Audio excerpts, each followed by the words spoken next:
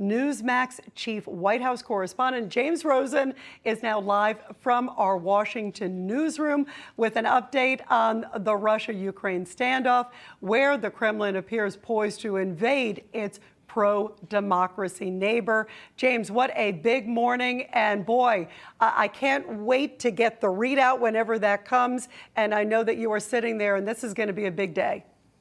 Yeah, this is one of those situations, Rita, in which, as the saying goes, the whole world is watching. Secretary of State Tony Blinken is traveling in the South Pacific today, having visited Australia this week and today making a stop on the island of Fiji. That's correct. There he spoke by telephone earlier today with Russian Foreign Secretary Sergey Lavrov. The State Department says Blinken shared his, quote, acute concerns that Russia may be considering launching further military aggression against Ukraine in the coming days, with Blinken adding that a diplomatic path to resolving the crisis remains open. If Russia does move on Kiev, Blinken said, quote, it would result in a resolute, massive, and united transatlantic response. We and our allies have made this crystal clear to Moscow. If President Putin decides to take military action, we will swiftly impose severe economic sanctions in coordination with allies and partners around the globe. We'll bolster Ukraine's ability to defend itself. We will reinforce our allies on the eastern flank of NATO. Underscore this unity and resolve when I speak with Russian Foreign Minister Lavrov a little bit later this evening.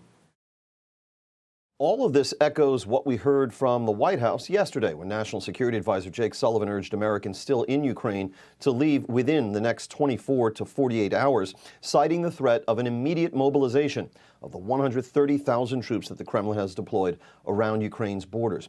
At all points, the president and his team have been careful to say they don't believe that President Putin has yet made a decision about whether to attack Ukraine, and the National Security Advisor flatly refuted a report yesterday that challenged that assessment.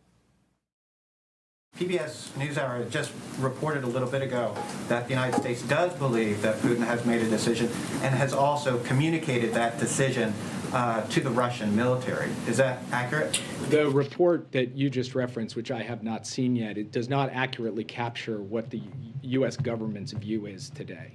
Our view is that we do not believe he has made any kind of final decision, or we don't know that he has made any final decision.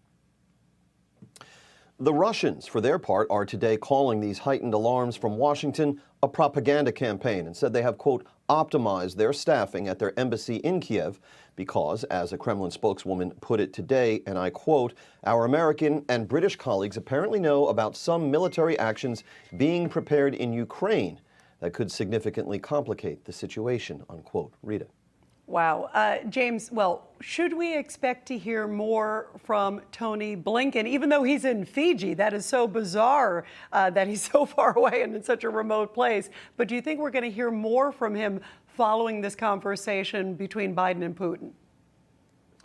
Undoubtedly, we will hear more from Secretary Blinken, but I suspect he may be in transit when the call occurs and when decisions are being made by the White House and the National Security Team about what to disclose to the public about that call.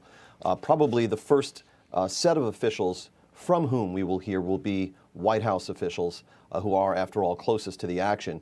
The action in this case being this high-stakes call between Presidents Biden and Putin. Yeah, very important. Historic call. James, thank you very much. Please keep us posted. Hey, I'm Rob Finnerty. Thanks for watching. If you enjoyed this video, please join the conversation in the comments below. Don't forget to subscribe, too.